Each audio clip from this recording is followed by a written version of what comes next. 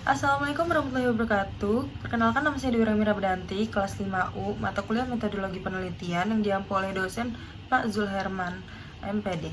Nah, di sini saya akan mempresentasikan tentang seminar proposal saya berjudul Pengaruh Penggunaan Teori Van Hill dalam Pembelajaran Bangun Ruang pada Peserta Didik Kelas Tinggi di Sekolah Dasar.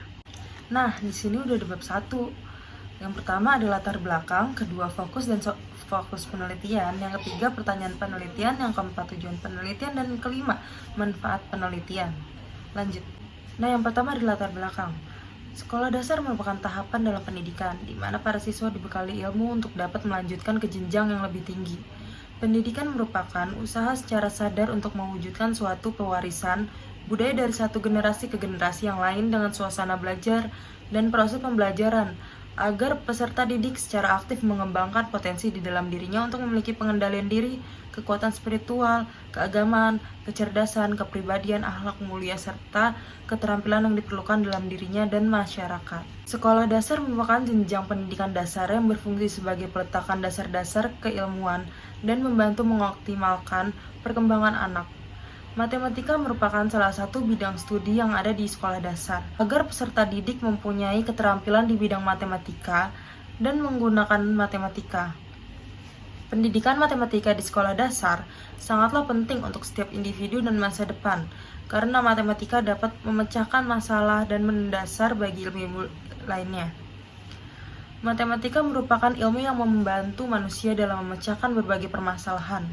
Geometri merupakan salah satu cabang matematika yang diajarkan di sekolah dasar. Teori belajar intelektual Van Hill cocok diterapkan dalam pembelajaran matematika, khususnya pembelajaran konsep geometri bangun ruang. Dalam mempelajari geometri, peserta didik membutuhkan suatu konsep yang matang, sehingga peserta didik mampu menerapkan keterampilan geometri yang dimiliki.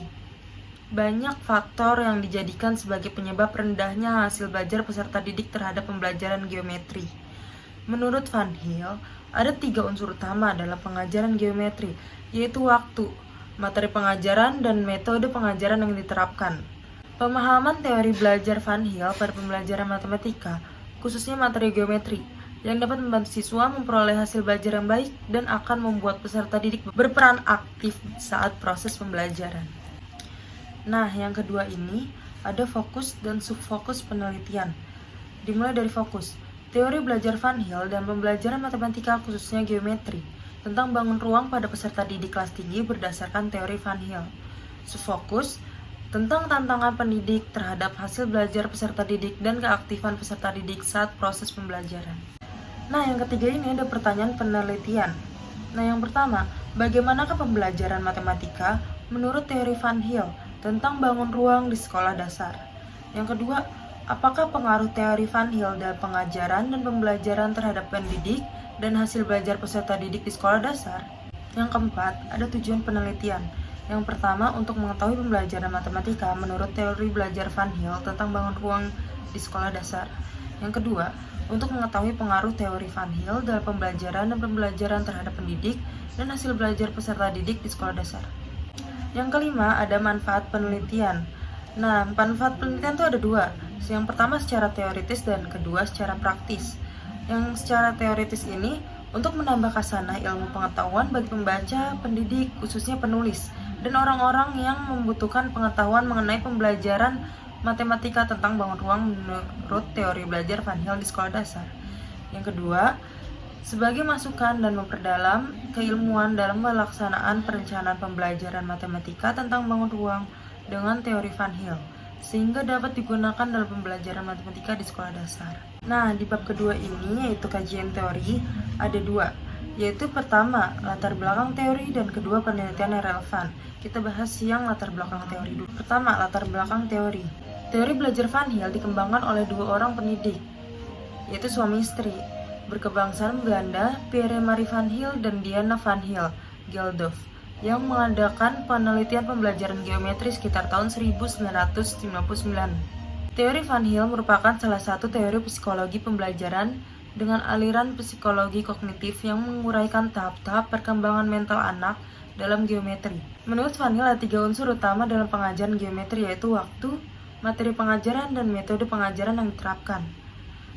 Van Hill menyatakan bahwa terdapat 5 tahap pemahaman geometri, yaitu tahap pengenalan, analisis, pengurutan, deduksi, dan keakuratan. Yang kedua, ada penelitian yang relevan. Yang pertama, penelitian yang dilakukan oleh Halim di Universiti Teknologi Malaysia. Yang kedua, penelitian yang dilakukan oleh Pavlovikova dan Julia dari Konstantin the Philosopher University in Nitra. Di bab 3, yaitu metode penelitian, ada 7. Yang pertama, jenis penelitian. Kedua, tempat dan waktu penelitian. Ketiga, populasi dan sampel penelitian. Rancangan perlakuan, definisi operasional variabel, instrumen penelitian, teknik analisis data. Yang pertama, jenis penelitian. Jenis metode penelitian kuantitatif atau jenis penelitian pre-eksperimen yang digunakan ialah metode one group, pretest, post-test design. Model pendekatan one group design post-test yaitu eksperimen yang dilakukan pada suatu kelompok tanpa kelompok pembanding. Pengukuran pertama atau pretest dilakukan untuk melihat kondisi sampel sebelum diberikan perlakuan, yaitu hasil belajar matematika siswa kelas 4 sebelum diterapkan teori belajar Van Hill. Dan pengukuran kedua atau post-test dilakukan untuk mengetahui hasil belajar matematika siswa kelas 5 setelah diterapkan teori belajar Van Hill oleh peneliti. Dengan demikian, desain ini dapat mengungkap pengaruh penerapan teori Van Hill dengan membandingkan keadaan sebelum diberi perlakuan dan sesudah diberi perlakuan atau membandingkan hasil pretest dengan hasil post-test. Nah, yang kedua, ada tempat dan waktu penelitian. Waktu penelitian saya yaitu 18 Januari 2023, tanggal 18 dan 19 Januari 2023. Tempat SD Negeri Durensawit 18 Jakarta. Yang ketiga, ada populasi dan sampel penelitian. Pertama, populasi target. Populasi diartikan pula keseluruhan objek atau subjek yang berada pada suatu wilayah yang memenuhi syarat-syarat tertentu. Populasi yang ditargetkan peneliti yaitu peserta didik di kelas tinggi yang peneliti ambil pada kelas 5. Dalam populasi ini yang terjangkau yaitu 40 peserta didik.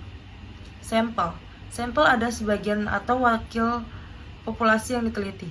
Jadi yang menjadi sampel pada penelitian ini yang menurut peneliti sesuai dengan maksud dan tujuan peneliti adalah siswa kelas 5 SD Negeri Durensawit 18 Jakarta. Terdiri dari 20 orang, yaitu laki-laki berjumlah 10 orang dan perempuan 10 orang. Yang keempat, ada rancangan perlakuan. Adapun rancangan perlakuan penelitian ini mengacu pada penelitian yang dilakukan oleh Anggreni 2010, yaitu terdiri atas 3 langkah. Langkah pertama yang dilakukan adalah mengadakan tes pembelajaran bangun ruang awal atau pretest untuk mengetahui tahap berpikir bangun ruang siswa sebelum diadakan kegiatan pembelajaran.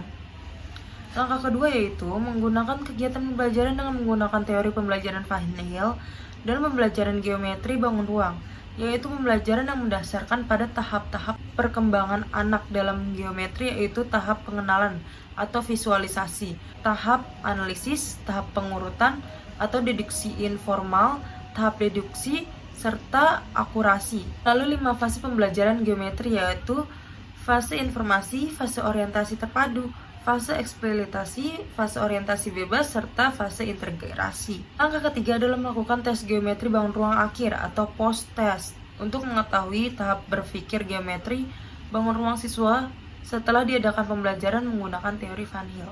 Nah, yang kelima ada definisi operasional variabel. Dari penelitian ini, peneliti akan mengkaji sebuah teori yang menyatakan bahwa terdapat pengaruh antara penggunaan teori Van Hill terhadap hasil belajar matematika siswa.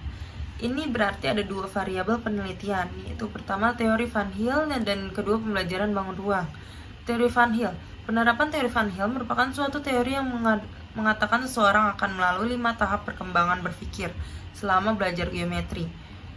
Pembelajaran bangun ruang. Bangun ruang adalah salah satu bagian bidang geometris, jadi saling berhubungan. 6. Ada instrumen penelitian. Ada 3, lembar observasi, lembar soal tes, dan terakhir lembar angket. Yang ketujuh ini ada teknik analisa data. Teknik analisa sendiri ada 2. Yang pertama analisis statistik deskriptif, yang kedua analisis statistik inferensial.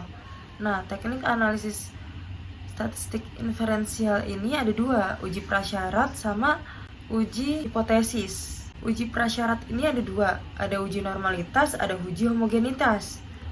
Uji normalitas ini hasil penelitian dikatakan berdistribusi normal atau memenuhi uji normalitas apabila nilai asim, sigmoid, variabel residual berada di atas 0,05 atau 5%. Sebaliknya, apabila berada di bawah 0,5 atau 5%, data tidak berdistribusi normal atau tidak memenuhi uji normalitas. Homogenitas. Setelah data distribusi normal, selanjutnya dilakukan uji homogenitas. Uji homogenitas dilakukan untuk mengetahui apakah kedua data itu homogen atau tidak, mempunyai varian yang sama atau tidak. Akan tetapi, bila F hitung lebih besar dari F tabel, maka varian tidak homogen. Nah, yang kedua ada uji hipotesis. Hipotesis sendiri tuh ada 3, ada regresi linier sederhana, uji T, sama uji koefisien determinasi. Kita bahas yang regresi linier sederhana dulu. Analisis ini digunakan untuk mengetahui ada untuk tidaknya pengaruh teori belajar Van Hill terhadap kemampuan pemahaman konsep siswa pada materi bangun ruang. Nah, yang kedua ini ada uji hipotesis. Uji hipotesis sendiri ada 3. Yang pertama regresi linier sederhana, yaitu analisis ini digunakan untuk mengetahui ada atau tidaknya pengaruh teori belajar Van Hill terhadap kemampuan pemahaman konsep siswa pada materi bangun ruang. Yang kedua ada uji T. Uji T ini digunakan untuk menunjukkan seberapa jauh pengaruh satu variabel independen secara individual dalam menerangkan variasi variabel dependen. Yang ketiga ada uji koefisien determinasi. Koefisien determinasi atau R2 sering juga disebut dengan koefisien determinasi majemuk atau multiple coefficient of determination, yang menjelaskan koefisien korelasi majemuk yang mengukur tingkat hubungan antara variabel terikat dengan semua variabel bebas, yang menjelaskan secara bersama-sama dan nilainya selalu positif. Nah, sekian presentasi proposal saya. Thank you for watching. Bye-bye. Udah. Terima kasih.